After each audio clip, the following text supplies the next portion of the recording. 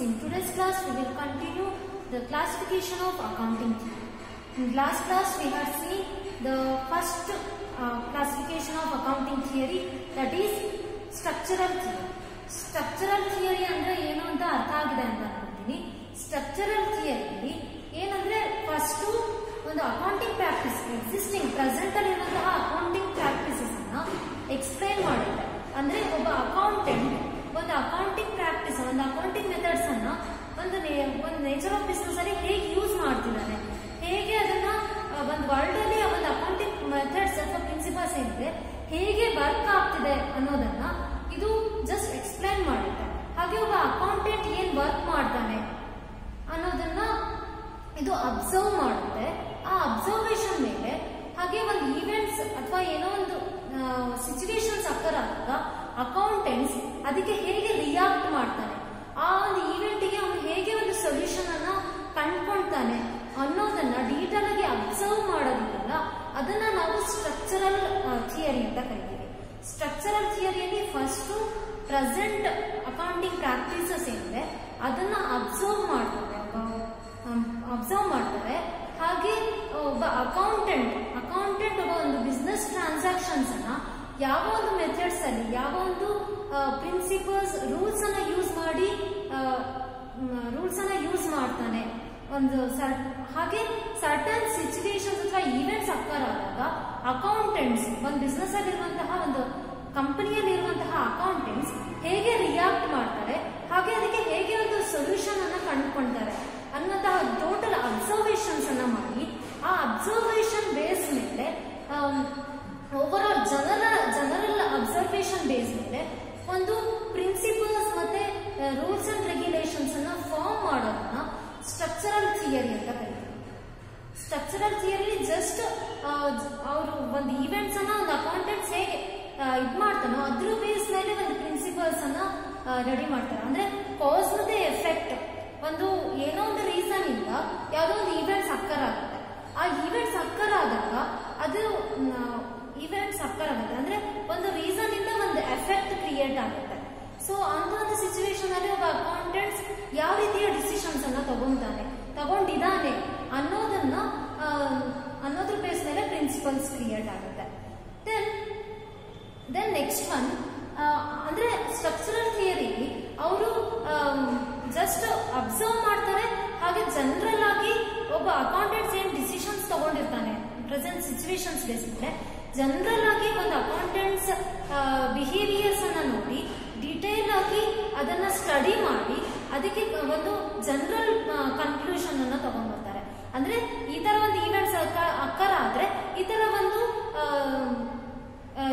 ಅಂದ್ರೆ ಈ ತರ ಹ್ಯಾಂಡಲ್ ಮಾಡಬೇಕು ಸ್ಪೆಸಿಫಿಕ್ ಈವೆಂಟ್ಸ್ ಅನ್ನ. ಒಬ್ಬ ಅಕೌಂಟೆಂಟ್ಸ್ ಈ ತರ ಮಾಡಿದಾನೆ, ಸೊ ಮುಂದೆ ಕೂಡ ಈ ತರ ಒಂದು ಈವೆಂಟ್ಸ್ ಅಕ್ಕರ್ ಆದ್ರೆ ಆ ತರ ಡಿಸಿಷನ್ಸ್ ತಗೊಬೇಕು ಅನ್ನುವಂತಹ ಡಿಸಿಷನ್ಸ್ ಅನ್ನ ತಗೊಂತಾರೆ. ಅಂದ್ರೆ ಅವರು accountants that may be wrong or right, accountants ತಗೊಂಡಿರುವಂತಹ ಮಾಡಿರುವಂತಹ ಏನಿದೆ ಸೊಲ್ಯೂಷನ್ ಏನಿದೆ ಸ್ಪೆಸಿಫಿಕ್ ಈವೆಂಟ್ಸ್ ಗೆ ಸಾಲ್ವ್ ಮಾಡೋದಕ್ಕೋಸ್ಕರ ಅವನು ಏನ್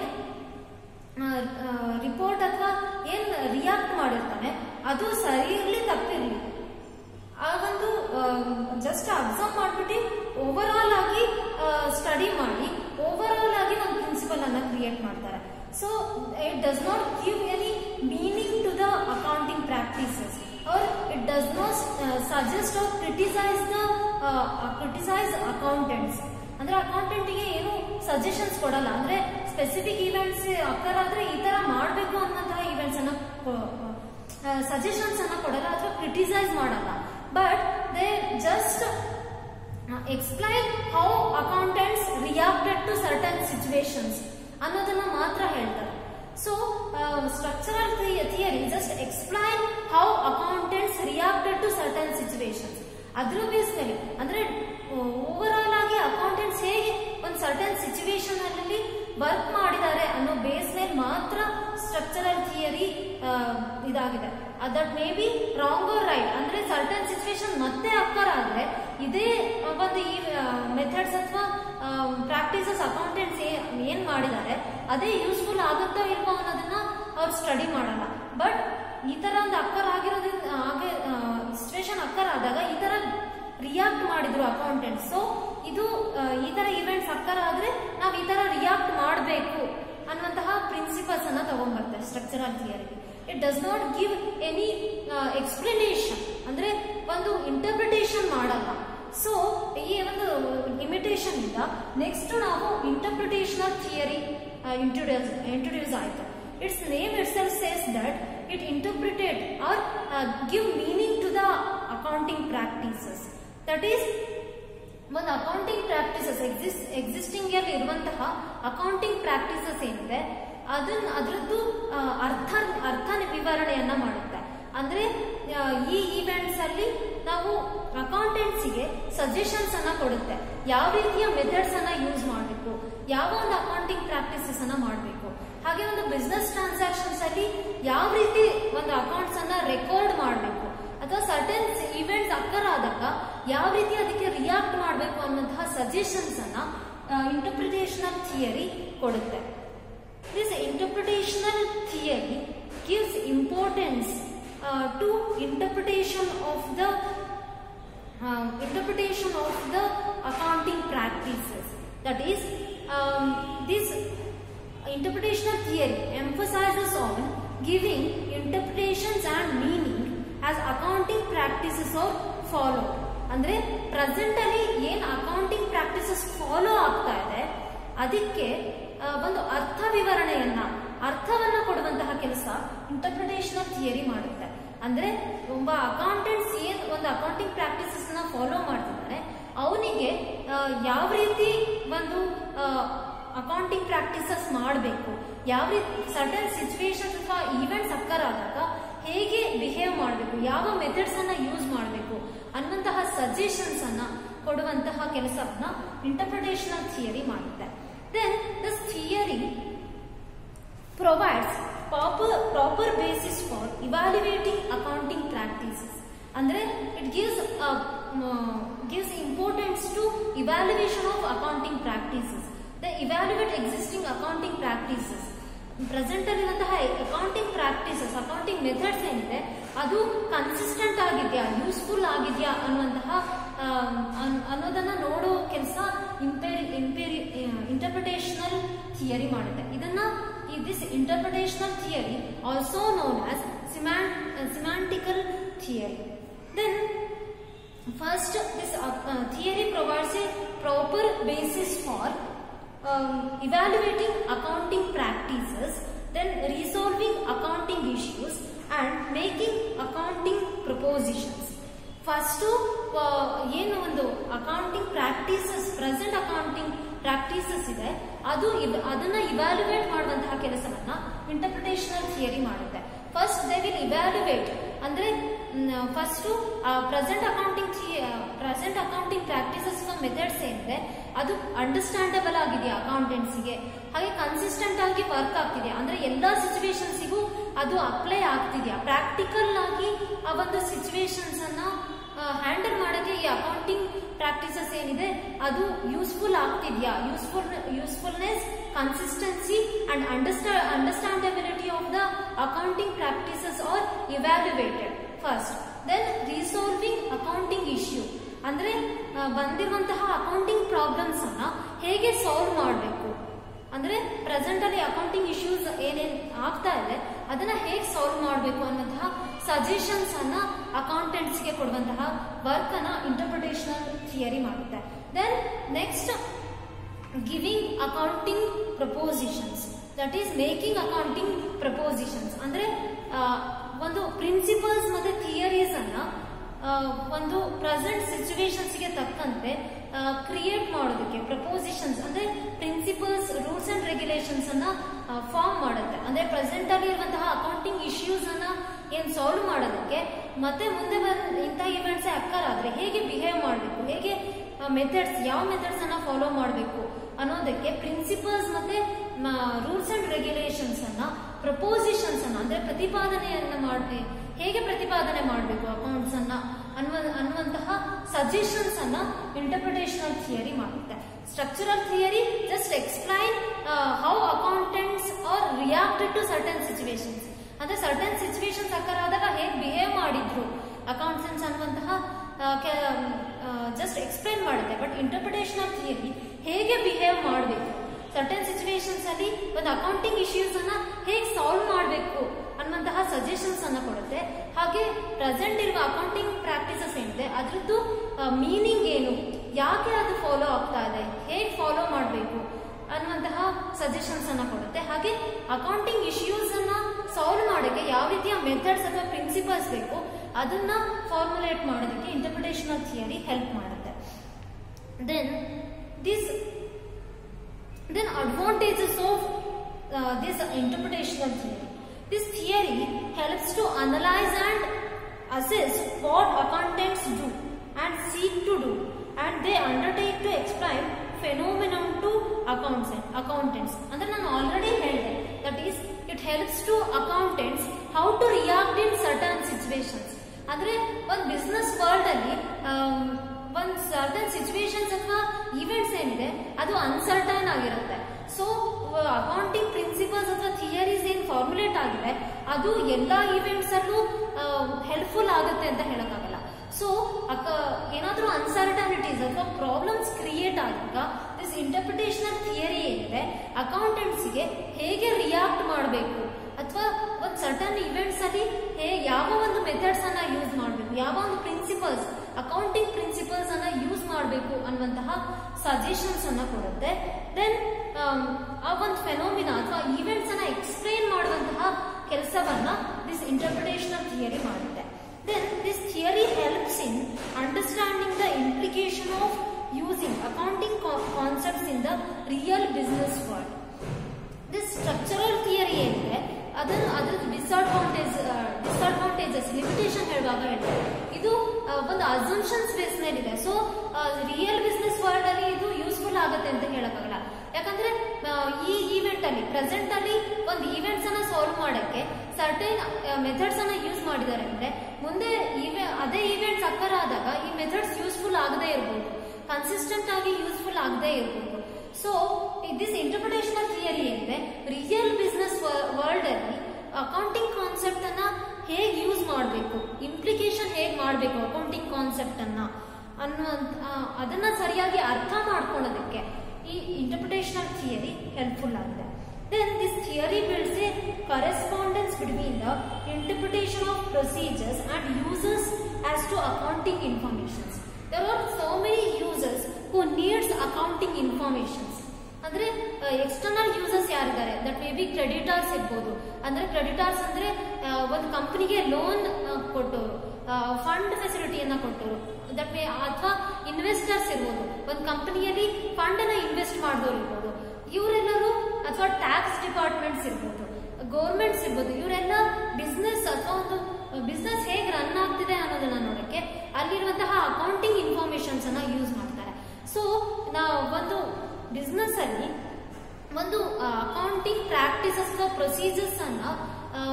ಪ್ರೊಸೀಜರ್ಸ್ ಹೇಗಾಗ್ತಿದೆ ಅದು ಒಬ್ಬ ಯೂಸರಿಗೆ ಎಷ್ಟು ಹೆಲ್ಪ್ಫುಲ್ ಆಗ್ತಿದೆ ಅವರಿಬ್ಬರ ಮಧ್ಯೆ ಯೂಸರ್ಸ್ ಮತ್ತೆ interpretation of those accounting informations ಅದರ ಮಧ್ಯೆ ಒಂದು ಕನೆಕ್ಷನ್ ಅನ್ನ ಬಿಲ್ಡ್ ಮಾಡೋಕ್ಕೆ ಇಂಟರ್ಪ್ರಿಟೇಷನಲ್ ಥಿಯರಿ ಹೆಲ್ಪ್ಫುಲ್ ಆಗುತ್ತೆ.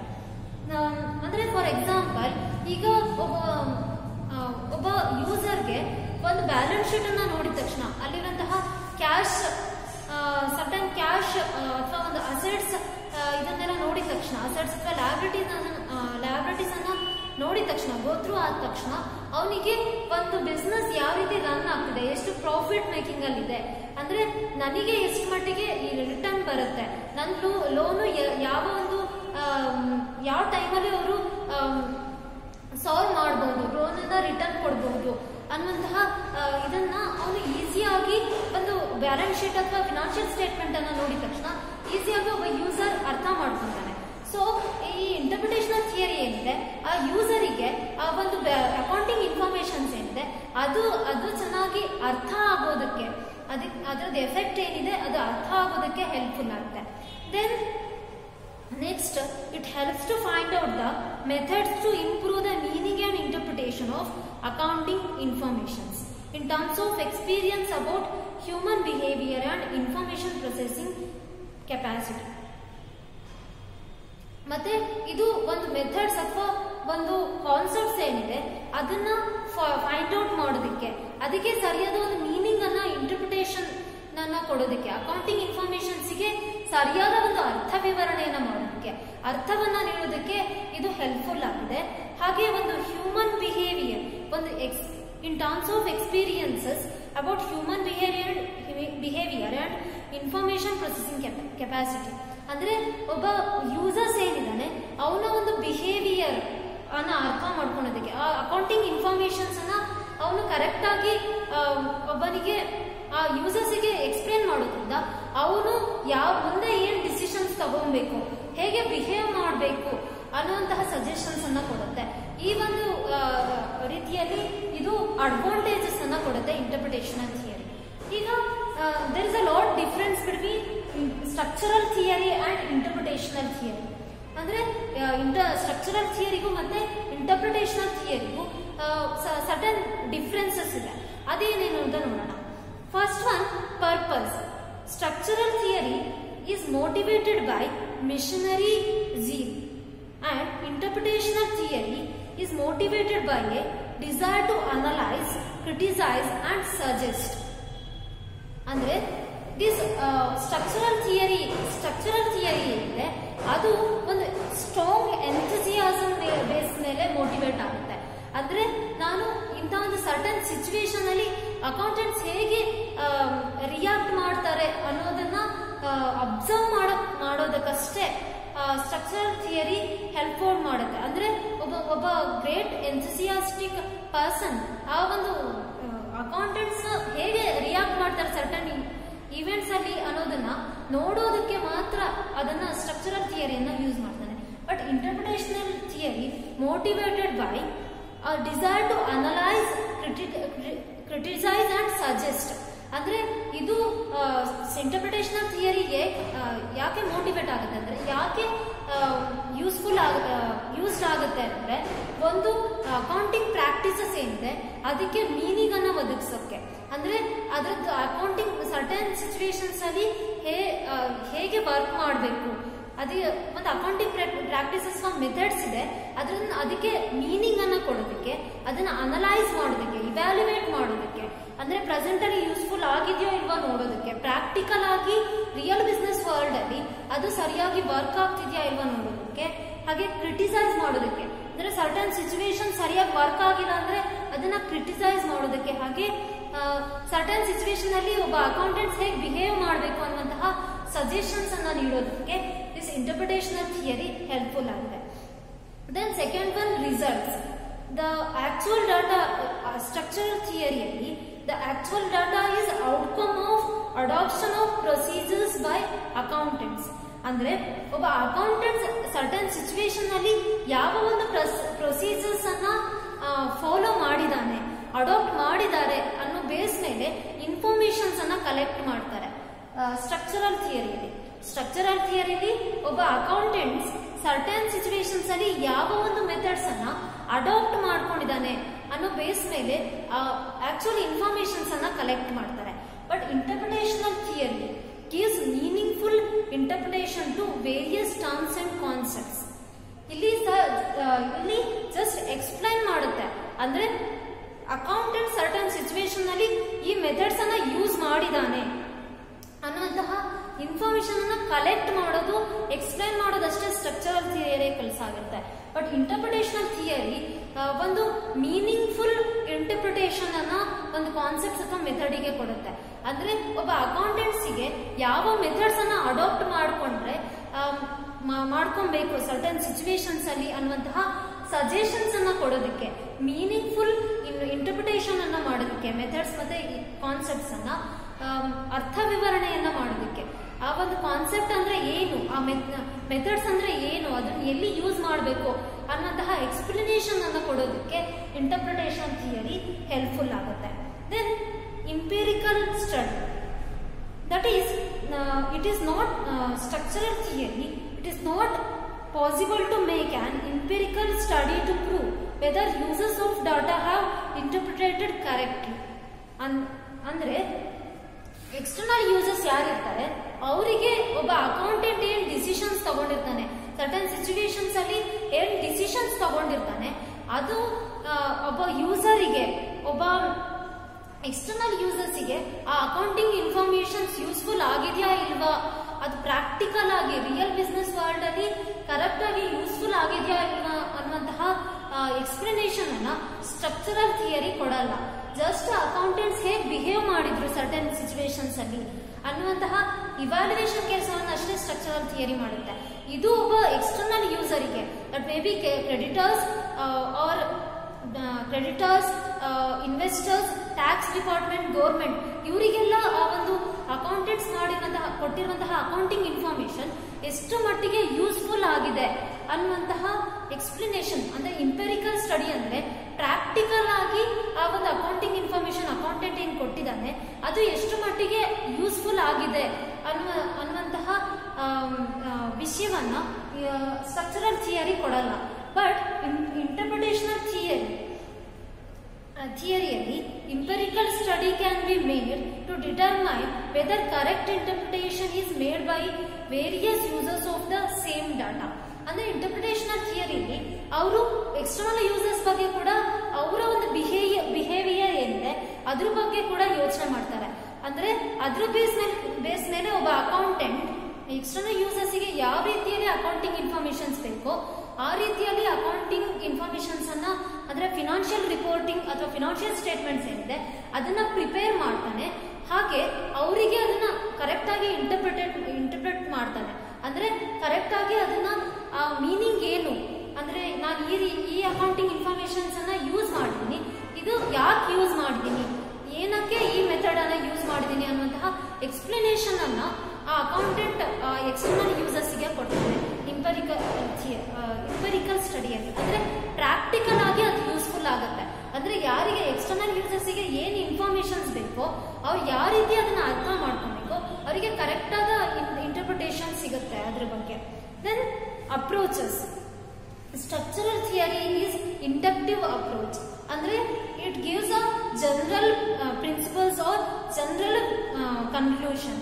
ಇಂಡಕ್ಟಿವ್ ಅಪ್ರೋಚ್ ಅಲ್ಲಿ ಫಸ್ಟ್ ಅವ್ರು ಏನ್ ಮಾಡ್ತಾರೆ ಅಂದ್ರೆ ಜನರಲ್ ಆಗಿ ಒಂದು ಅಬ್ಸರ್ವೇಷನ್ ಅನ್ನ ಮಾಡ್ತಾರೆ.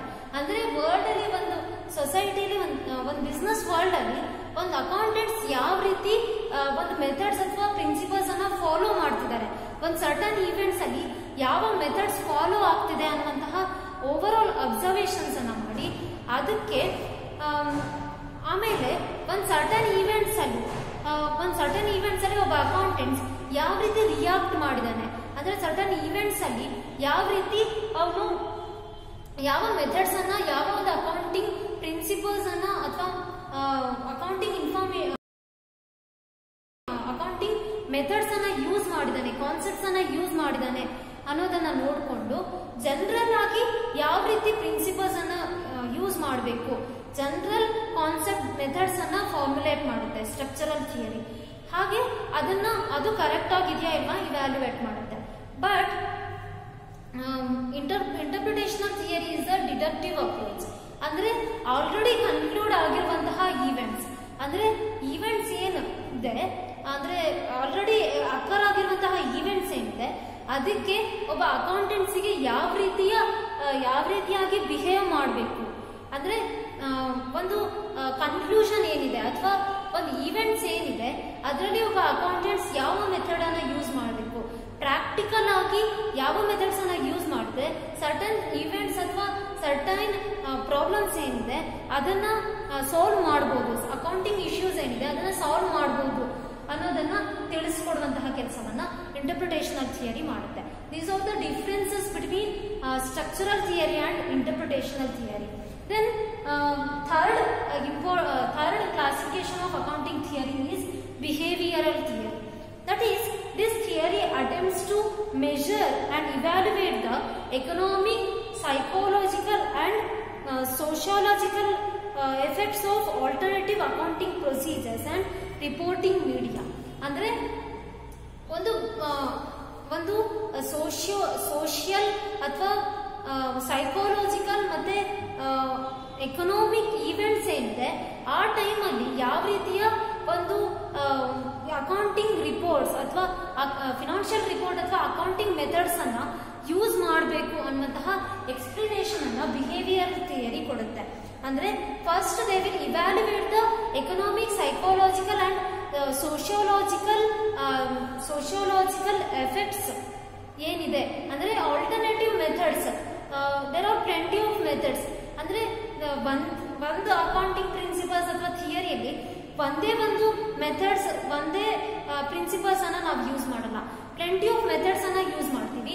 ಸರ್ಟನ್ ಸಿಚುವೇಶನ್ ಅಲ್ಲಿ ಸರ್ಟನ್ ಮೆಥಡ್ಸ್ ಅನ್ನ ಯೂಸ್ ಮಾಡ್ತೀವಿ. ಸೊ ಈ ಆಲ್ಟರ್ನೇಟಿವ್ ಮೆಥಡ್ಸ್ ಏನಿದೆ ಅದು ಸೋಶಿಯೋ ಎಕನಾಮಿಕ್ ಇವೆಂಟ್ಸ್ ಗೆ ಹೇಗೆ ಎಫೆಕ್ಟ್ ಮಾಡಿದೆ, ಹೇಗೆ ಅದು ಯೂಸ್ಫುಲ್ ಆಗಿದೆ ಅನ್ನೋದನ್ನ ತಿಳಿಸ್ಕೊಡುವಂತಹ ಕೆಲಸವನ್ನ ಬಿಹೇವಿಯರಲ್ ಥಿಯರಿ ಮಾಡುತ್ತೆ.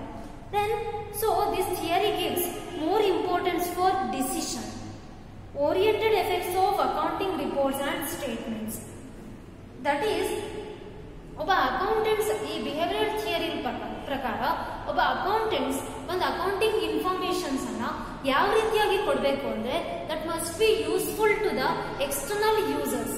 ಅಂದ್ರೆ ಎಕ್ಸ್ಟರ್ನಲ್ ಯೂಸರ್ಸ್ಗೆ ಯೂಸ್ಫುಲ್ ಆಗುವಂತಹ ಇನ್ಫಾರ್ಮೇಶನ್, ಅಕೌಂಟೆಂಟ್ ಆಕ್ಷನ್ ಏನಿರಬೇಕು ಅಂದ್ರೆ ಒಬ್ಬ ಎಕ್ಸ್ಟರ್ನಲ್ ಯೂಸರ್ಸ್ಗೆ ಅವ್ರು ನೀವು ಕೊಟ್ಟಿರುವಂತಹ ಅಕೌಂಟಿಂಗ್ ಇನ್ಫಾರ್ಮೇಶನ್ಸ್ ಏನಿದೆ ಅವರ ಒಂದು ಎಕ್ಸ್ಟರ್ನಲ್ ಯೂಸರ್ಸ್ಗೆ ಅವರ ಒಂದು ಡಿಸಿಷನ್ಸ್ ತಗೊಳೋದಕ್ಕೆ ಹೆಲ್ಪ್ಫುಲ್ ಆಗಿರ್ಬೇಕು. It gives importance for decision making. ಅಂದ್ರೆ ಡಿಸಿಷನ್ ಮೇಕರ್ಸ್ ಯಾರಿರ್ತಾರೆ, that may B external users ಇರ್ಬೋದು ಅಥವಾ ಇಂಟರ್ನಲ್ ಮ್ಯಾನೇಜ್ಮೆಂಟ್ ಇರ್ಬೋದು ಕಂಪನಿದು. ಅವರಿಗೆ ಡಿಸಿಷನ್ಸ್ ಅನ್ನ ತಗೊಳೋದಕ್ಕೆ ದಿಸ್ ಅಕೌಂಟಿಂಗ್ ಇನ್ಫಾರ್ಮೇಶನ್, ಒಬ್ಬ ಅಕೌಂಟೆಂಟ್ ಕೊಟ್ಟಿರುವಂತಹ ಅಕೌಂಟಿಂಗ್ ಇನ್ಫಾರ್ಮೇಶನ್ಸ್ ಏನಿದೆ ಅದು ಹೆಲ್ಪ್ಫುಲ್ ಆಗಿರ್ಬೇಕು. ಆ ರೀತಿಯಲ್ಲಿ ಒಂದು ಅಕೌಂಟಿಂಗ್ ಮೆಥಡ್ಸ್ ಅನ್ನ ಒಬ್ಬ ಅಕೌಂಟೆಂಟ್ ಯೂಸ್ ಮಾಡಬೇಕು ಅನ್ನೋಂತಹ ಎಕ್ಸ್ಪ್ಲನೇಷನ್ ಅನ್ನ ಬಿಹೇವಿಯರಲ್ ಥಿಯರಿ ಕೊಡುತ್ತೆ. The decision useful theory is behavioural theory ಏನಿದೆ it is also known as pragmatic theory or decision useful theory. ಇದನ್ನ ಡಿಸಿಷನ್ ಯೂಸ್ಫುಲ್ ಥಿಯರಿ ಅಂತ ಯಾಕೆ ಹೇಳ್ತೀವಿ ಅಂದ್ರೆ ಇದು ಒಂದು ಕಂಪನಿಯಲ್ಲಿ ಒಂದು ಮ್ಯಾನೇಜ್ಮೆಂಟ್ ಅಥವಾ ಎಕ್ಸ್ಟರ್ನಲ್ ಯೂಸರ್ಸ್ ಯಾರಿರ್ತಾರೆ, ಕ್ರೆಡಿಟರ್ಸ್ ಇರ್ಬೋದು, ಇನ್ವೆಸ್ಟರ್ಸ್ ಇರ್ಬೋದು, ಅವರಿಗೆ ಡಿಸಿಷನ್ ಮೇಕಿಂಗ್ ಅಲ್ಲಿ ಹೆಲ್ಪ್ ಮಾಡುತ್ತೆ. ಸೊ ಇದನ್ನ ನಾವು ಡಿಸಿಷನ್ ಯೂಸ್ಫುಲ್ ಥಿಯರಿ ಅಂತ ಕರಿತೀವಿ. So this behavioural theory also known as pragmatic theory and decision useful theory.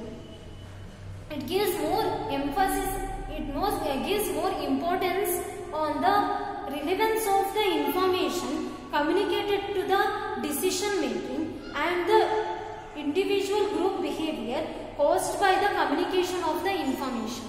ಅಂದ್ರೆ ಫಸ್ಟ್ ದಿಸ್ ಥಿಯರಿ ಏನಿದೆ ಇದು ಎರಡು ವಿಷಯಕ್ಕೆ ಇಂಪಾರ್ಟೆನ್ಸ್ ಅನ್ನ ಕೊಡುತ್ತೆ. That is the relevance of the information communicated to the decision making.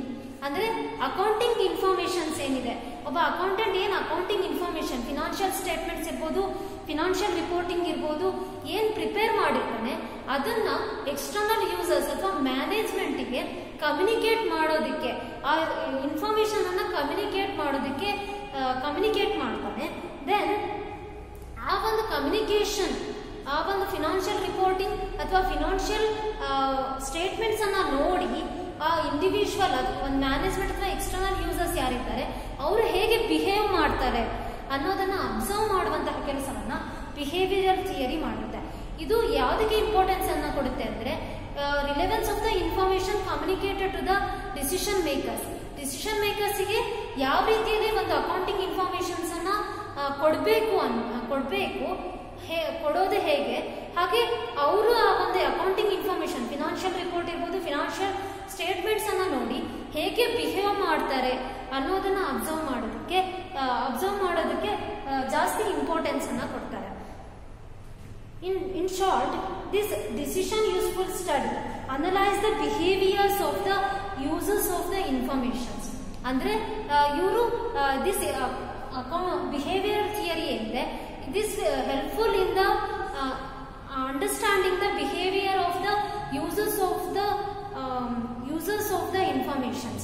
ಅಂದ್ರೆ ಒಂದು ಅಕೌಂಟಿಂಗ್ ಇನ್ಫಾರ್ಮೇಶನ್ಸ್ ಅನ್ನು ನೋಡಿ ಒಬ್ಬ ಎಕ್ಸ್ಟರ್ನಲ್ ಯೂಸರ್ಸ್ ಅಥವಾ ಒಬ್ಬ that may be creditors, investors ಅಥವಾ ಟ್ಯಾಕ್ಸ್ ಡಿಪಾರ್ಟ್ಮೆಂಟ್, ಗೌರ್ಮೆಂಟ್ ಏನಿದೆ ಹೇಗೆ ಬಿಹೇವ್ ಮಾಡ್ತಾರೆ, ಯಾವ ಒಂದು ಡಿಸಿಷನ್ಸ್ ಅನ್ನ ತಗೊಂತಾರೆ. ಅಂದ್ರೆ ಫಾರ್ ಎಕ್ಸಾಂಪಲ್ ಟ್ಯಾಕ್ಸ್ ಡಿಪಾರ್ಟ್ಮೆಂಟ್ಗೆ ಅವರಿಗೆ ಅಕೌಂಟಿಂಗ್ ಇನ್ಫಾರ್ಮೇಶನ್ಸ್ ಅಗತ್ಯ ಇರುತ್ತೆ. ಅವರ ಅಕೌಂಟಿಂಗ್ ಇನ್ಫಾರ್ಮೇಶನ್ಸ್ ಅನ್ನ ನೋಡಿ ಬಿಸ್ನೆಸ್ ಯಾವ ರೀತಿ ರನ್ ಆಗ್ತಿದೆ, ಬಿಸ್ನೆಸ್ ಅಲ್ಲಿ ಏನೇನು ಅಂದ್ರೆ ಟ್ಯಾಕ್ಸ್ ರಿಲೇಟೆಡ್ ಏನೇನ್ ಫ್ರಾಡ್ಸ್ ಆಗ್ತಿದ್ಯಾ, ಮಿಸ್ಟೇಕ್ಸ್ ಆಗ್ತಿದ್ಯಾ, ಇದನ್ನೆಲ್ಲ ಅರ್ಥ ಮಾಡ್ಕೊಂಡು ಅವರು ಆ ಒಂದು ಅಕೌಂಟಿಂಗ್ ಇನ್ಫಾರ್ಮೇಶನ್ಸ್ ಅನ್ನ ಯೂಸ್ ಮಾಡ್ತಾರೆ. ಸೊ ಅವರು ಟ್ಯಾಕ್ಸ್ ಡಿಪಾರ್ಟ್ಮೆಂಟ್ ಇರ್ಬೋದು, ಗೌರ್ಮೆಂಟ್ ಇರ್ಬೋದು, ಕ್ರೆಡಿಟರ್ಸ್ಗೆ ಅವರಿಗೆ ಯಾವ ಟೈಮಲ್ಲಿ ಅವರ ಲೋನ್ ರಿಟರ್ನ್ ಸಿಗುತ್ತೆ, ಇನ್ವೆಸ್ಟರ್ಸ್ಗೆ ಯಾವಾಗ ಅವರ ಒಂದು ರಿಟರ್ನ್ ಅಂದ್ರೆ ಇನ್ವೆಸ್ಟರ್ಸ್ಗೆ ಒಂದು ಬಿಸ್ನೆಸ್ ಹೇಗೆ ರನ್ ಆಗ್ತಿದೆ, ಅವರಿಗೆ ನನಗೆ ರಿಟರ್ನ್ ನಾನು ಮಾಡಿರುವಂತಹ ಇನ್ವೆಸ್ಟ್ಮೆಂಟ್ ಏನಿದೆ ಅದು ನನಗೆ ಈಲ್ಡ್ ಅನ್ನ ಯಾವಾಗ ಕೊಡುತ್ತೆ, ಅರ್ನಿಂಗ್ಸ್ ಅನ್ನ ಯಾವಾಗ ಕೊಡುತ್ತೆ ಅನ್ನೋದು ತಿಳಿದುಕೊಳ್ಳೋದಕ್ಕೋಸ್ಕರ ಒಂದು ಅಕೌಂಟಿಂಗ್ ಇನ್ಫಾರ್ಮೇಶನ್ ಯೂಸ್ಫುಲ್ ಆಗುತ್ತೆ. ಅದಕ್ಕೆ ತಕ್ಕಂತೆ ಒಬ್ಬ ಇನ್ವೆಸ್ಟರ್ ಆಗಿರ್ಬೋದು, ಕ್ರೆಡಿಟರ್ ಆಗಿರ್ಬೋದು, ಟ್ಯಾಕ್ಸ್ ಡಿಪಾರ್ಟ್ಮೆಂಟ್ ಆಗಿರ್ಬೋದು ಬಿಹೇವ್ ಮಾಡುತ್ತೆ. ಆ ಒಂದು ಅಕೌಂಟಿಂಗ್ ಇನ್ಫಾರ್ಮೇಶನ್ ತುಂಬಾ ಇಂಪಾರ್ಟೆಂಟ್ ಆಗಿರುತ್ತೆ. ಸೊ ದಿಸ್ ಬಿಹೇವಿಯರ್ ಥಿಯರಿ ಏನಿದೆ ಇದು ಆ ಒಂದು ಯೂಸರ್ಸ್ ಒಂದು ಅಕೌಂಟಿಂಗ್ ಇನ್ಫಾರ್ಮೇಶನ್ಸ್ ಅನ್ನ ನೋಡಿ ಹೇಗೆ ಬಿಹೇವ್ ಮಾಡ್ತಾರೆ, ಅವರ ಒಂದು ಬಿಹೇವಿಯರ್ ಅನ್ನ ಸ್ಟಡಿ ಮಾಡೋದಕ್ಕೆ ಹೆಲ್ಪ್ಫುಲ್ ಆಗಿದೆ. Thus, the decision useful theory gives more importance to two aspects. That is, first one is decision models are stressed, and second one, decision makers are the focus of the attention. ಅಂದ್ರೆ decision models ಅಂದ್ರೆ ಈ accounting informations R stressed. ಅಂದ್ರೆ ಏನೊಬ್ಬ accounting informations ಅನ್ನ prepare ಮಾಡ್ತಾನೆ, ಅದು decision makers ಯಾರಿರ್ತಾರೆ ಅವರಿಗೆ useful ಆಗೋ ತರದಲ್ಲಿ ಅವನು ಅದನ್ನ ಪ್ರಿಪೇರ್ ಮಾಡಬೇಕು. ಒಂದು ಅಕೌಂಟಿಂಗ್ ಮೆಥಡ್ಸ್, ಒಂದು ಅಕೌಂಟಿಂಗ್ ಕಾನ್ಸೆಪ್ಟ್ಸ್ ಏನ್ ಯೂಸ್ ಮಾಡ್ತಾನೆ ಅದು ಒಬ್ಬ ಯೂಸರ್ಸ್ ಏನಿರ್ತಾನೆ, that may be internal users or external users ಇರ್ತಾರಲ್ವಾ ಒಂದು ಕಂಪನಿಯಲ್ಲಿ, ಅವರಿಗೆ ಯೂಸ್ಫುಲ್ ಆಗೋ ತರದಲ್ಲಿ ಅವನು ಒಂದು ಅಕೌಂಟಿಂಗ್ ಕಾನ್ಸೆಪ್ಟ್ಸ್ ಅಥವಾ ಒಂದು ಫಿನಾನ್ಷಿಯಲ್ ಸ್ಟೇಟ್ಮೆಂಟ್ ಅನ್ನ ಪ್ರಿಪೇರ್ ಮಾಡಬೇಕು. ಹಾಗೆ second one, decision makers are the focus of the attention. That is decision makers ಯಾರಿರ್ತಾರೆ ಅವರಿಗೆ ಆ ಒಂದು ಅಕೌಂಟಿಂಗ್ ಇನ್ಫಾರ್ಮೇಶನ್ ಅರ್ಥ ಆಗಿದೆಯೋ ಇಲ್ವೋ, ಅವರ ಒಂದು ಬಿಹೇವಿಯರ್ ಏನಿದೆ ಆ ಒಂದು ಅಕೌಂಟಿಂಗ್ ಇನ್ಫಾರ್ಮೇಶನ್ಸ್ ಅನ್ನ ನೋಡಿ. ಅಂದ್ರೆ ಒಂದು ಮ್ಯಾನೇಜ್ಮೆಂಟ್ ಯಾವ ತರ ಡಿಸಿಷನ್ಸ್ ಅನ್ನ ತಗೊಂತಿದೆ ಒಂದು ಫಿನಾನ್ಷಿಯಲ್ ಸ್ಟೇಟ್ಮೆಂಟ್ಸ್ ಅನ್ನ ನೋಡಿ, ಅಥವಾ ಒಬ್ಬ ಇನ್ವೆಸ್ಟರ್ಸ್ ಯಾವ ಡಿಸಿಷನ್ಸ್ ಅನ್ನ ತಗೊಂತಿದ್ದಾನೆ, ಅಂದ್ರೆ ಮೆಜಾರಿಟಿ ಇನ್ವೆಸ್ಟ್ಮೆಂಟ್ ಅನ್ನ ಮಾಡ್ತಿದ್ದಾನೆ ಆ ಬಿಸ್ನೆಸ್ಗೆ, ಅಥವಾ ಅವನು ಈ ಒಂದು ಬಿಸ್ನೆಸ್ ಸರಿ ಇಲ್ಲ ಅನ್ನೋ ತರದಲ್ಲಿ ಆ ಇನ್ವೆಸ್ಟ್ಮೆಂಟ್ ಕಡಿಮೆ ಇನ್ವೆಸ್ಟ್ಮೆಂಟ್ ಮಾಡ್ತಿದ್ದಾನೆ, ಅಥವಾ ಟ್ಯಾಕ್ಸ್ ಡಿಪಾರ್ಟ್ಮೆಂಟ್ ಯಾವ ಡಿಸಿಷನ್ ಅನ್ನು ತಗೊಂಡಿದೆ, ಅಂದ್ರೆ ಬಿಸ್ನೆಸ್ ಒಂದು ಕರೆಕ್ಟ್ ಪೊಸಿಷನ್ ಇದೆಯಾ ಇಲ್ವಾ ಅಂತ ಕರೆಕ್ಟ್ ಆದ ಡಿಸಿಷನ್ಸ್ ಅನ್ನ ಟ್ಯಾಕ್ಸ್ ಡಿಪಾರ್ಟ್ಮೆಂಟ್ ಇವ್ಯಾಲ್ಯುವೇಟ್ ಮಾಡ್ತಾ ಇದೆಯಾ.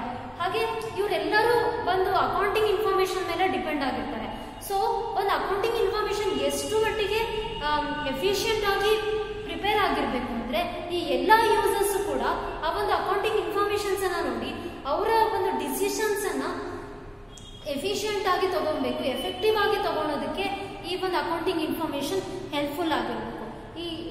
ಈ ಒಂದು ವಿಷಯಕ್ಕೆ ಬಿಹೇವಿಯರ್ ಥಿಯರಿ ಏನಿದೆ ಅದು ಹೆಲ್ಪ್ಫುಲ್ ಆಗಿದೆ, ಹೆಲ್ಪ್ ಮಾಡುತ್ತೆ. So these are the classification of accounting theory. I hope you all understood. That is classification of accounting ಥಿಯರಿಯಲ್ಲಿ ಮೂರು ತರದ according to Hendriksen there are 3 types of accounting theory: structural theory, interpretational theory and behavioural theory. ಮತ್ತೆ ಅದರಲ್ಲಿ differences between structural theory ಮತ್ತೆ ಇಂಟರ್ಪ್ರಿಟೇಷನಲ್ theory ನೋಡಿದ್ವಿ. ಇದನ್ನ 2 ಕ್ಲಾಸಲ್ಲಿ ನಾನು ಎಕ್ಸ್ಪ್ಲೈನ್ ಮಾಡಿದ್ದೀನಿ. I hope you all understood this. ಯಾರಿಗಾದ್ರೂ ಅರ್ಥ ಆಗಲಿಲ್ಲ ಅಂದ್ರೆ ನನಗೆ ಮೆಸೇಜ್ ಮಾಡಿ, ಅಥವಾ ಇನ್ನೊಂದ್ಸಲ ಎಕ್ಸ್ಪ್ಲೈನ್ ಮಾಡಬೇಕು ಅಂದ್ರೆ I will explain in next classes. ನನಗೆ ಇನ್ಫಾರ್ಮ್ ಮಾಡಿ. ಏನಾದರೂ ಸಜೆಷನ್ಸ್ ಇದ್ರೆ ನನಗೆ ಪರ್ಸನಲ್ ಆಗಿ ಮೆಸೇಜ್ ಮಾಡಿ ಅಥವಾ ಕಾಲ್ ಮಾಡಿ ಹೇಳಿ.